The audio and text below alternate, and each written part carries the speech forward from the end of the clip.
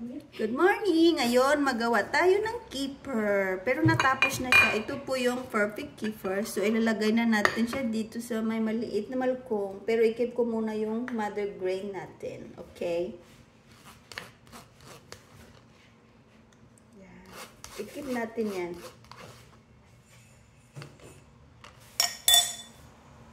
Tapos, ilagay na natin dito yung kefir na ginawa ko kagabi. It's a perfect. Perfect siya.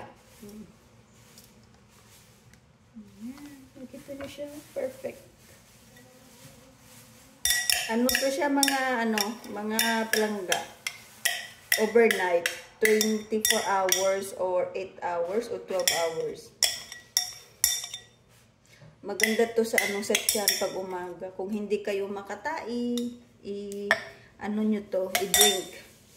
Yan, natin siya yung kefir na to is parang bacteria to. Dapat i-feed natin siya ng full milk. Lahat kaya kong gawin, pero yung love life nyo, pasensya na, kasi ako single din. Yan. Makikita nyo to. Dapat kung gumawa kayo ng kefir, dapat yung gamitin yung glass, at saka yung parang plastic, at saka yung ito siya na, para hindi mamatay yung kefir natin. Yan. Sige pa. Yan. Yan.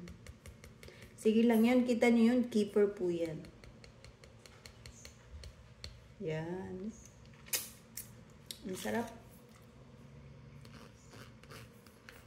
So, i-keep din natin siya dito.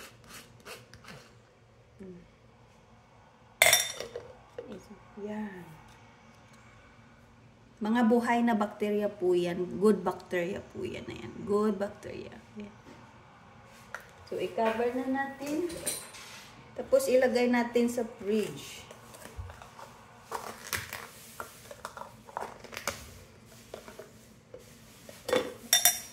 So, ayan mo siyan. Kefir. Ayan. Masarap to.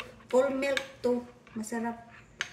Very active yung, yung kefir natin. Parang yogurt. Masarap. It's kefir. Bye!